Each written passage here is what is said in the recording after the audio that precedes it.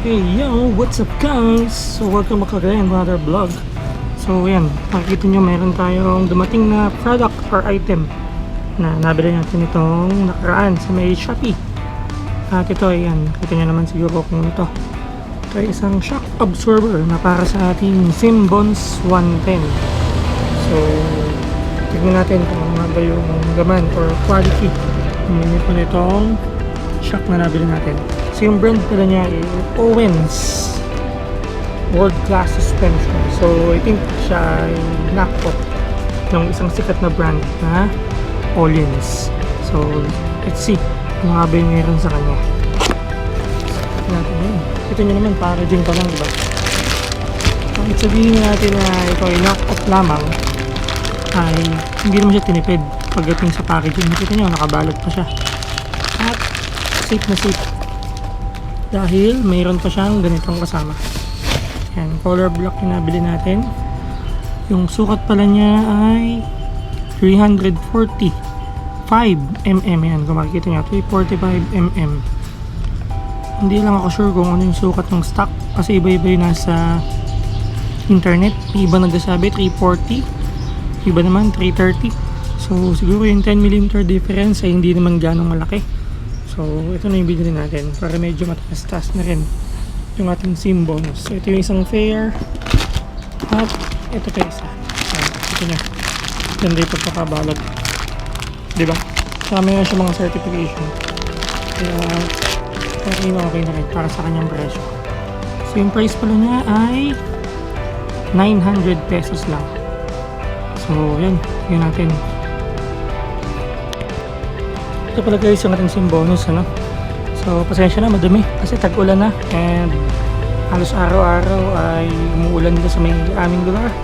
So okay tayo magkapalit ng shockis. Ayan, yun naman lumang-luma na yung shock natin, yung mga kalawang mga and actually tumagas na rin yung oil sa loob ng shock na ito, kaya talagang hindi na maganda yung play ng suspension natin, kaya naisipan natin na palitan na rin yung ating gear suspension. So let's see at ating tignan kung paano ang performance ng ating Owens shock. So ito guys, ano, para ma-access natin yung ating gear suspension, yung pinakataas na bahagi niya, kailangan natin tanggalin yung ating compartment. So 3 tornilyo lang naman yun, 2 dito at isa dito. So tara, paklasin na natin guys. Ang kailangan pa natin gamitin dito is 10mm na socket wrench, or pwede ka naman kahit anong klase ng wrench, basta 10mm ang kanyang sukat. So let's see.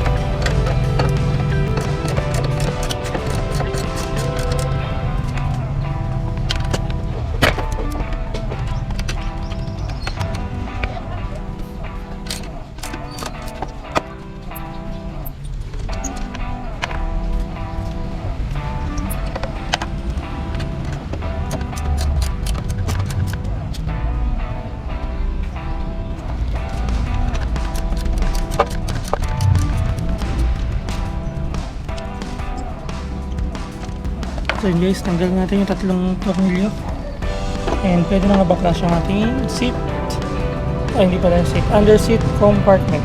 So yan, ma-access natin yung ating upper part ng shocks. Yun guys, ano, pag medyo nahihirapan kayong tanggalin yung shock dito kasi medyo masikip, pwede nyo naman tanggalin yung tornilyo na to tsaka yung tornilyo na to sa may part na yan para maibubukan natin yung fairings. Hindi ko napapakita kung paano ko tinanggal at kung paano ko binuklan siya kasi medyo madiwara at medyo luma na yung motor natin. Panigurado stock up na yung mga bolts na yan. So balikan ko na lang kayo kapag nabaklas ko na para may compare natin yung stock doon sa ating nabiling Owens.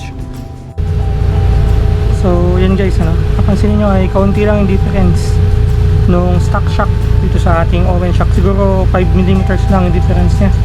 Siguro yung stock shock natin is 340mm. Itong Owens shock naman ay 345mm. So konting diferensya lang. So kapit na natin at makita natin kung okay ba at lalapat ba itong shock natin. So let's go.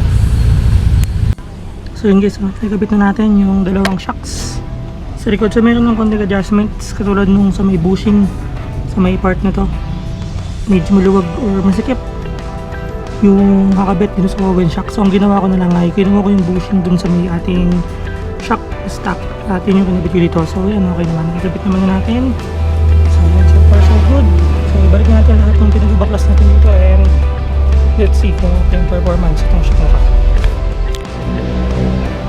So yun guys, nakabit na natin yung ating Owens shock absorber. So yun guys, nakabit na natin yung Owens shock absorber sa ating Simbonus 110 and na-test ride ko na rin siya, inikot-ikot ko na siya dito sa may barangay namin. Ang masasabi ko is solid yung Owens na to. Napansin ko yung mga markings pa pala siya sa part na yan, yung kung kita sa camera natin, pero napaka premium yung pagkakagawa sa kanya. At yung plane niya is solid na solid. I think comparable or mas better pa nga siya sa stock. So siguro ay sulit na yung 900 pesos na ibinayad ko para dito sa Owens shock na to. And dun sa may seat ano niya, yung height niya na 345mm.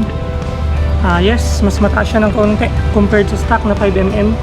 Medyo ramdam din pala yung taas na ibinigay na yan, pero hindi naman siya ganun nakaka-apekto. Siguro ay isa na yan lang. Since naman dati ay naka-lifter din tayo, kaya sanay naman tayo sa mga mataas na motorcycle. So all in all, okay na okay.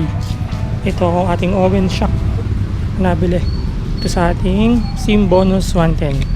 Siguro ay after a month or 2, bigyan ko kayo ng feedback kung ano yung mangyayari sa kanya. Pero so far sa pagkakatesting ko ay goods na goods. So siguro hanggang dito na lang muna yung ating vlog about dito sa ating installation ng rear shock absorber mula sa Owens. At yun lang, so ride safe. Peace out.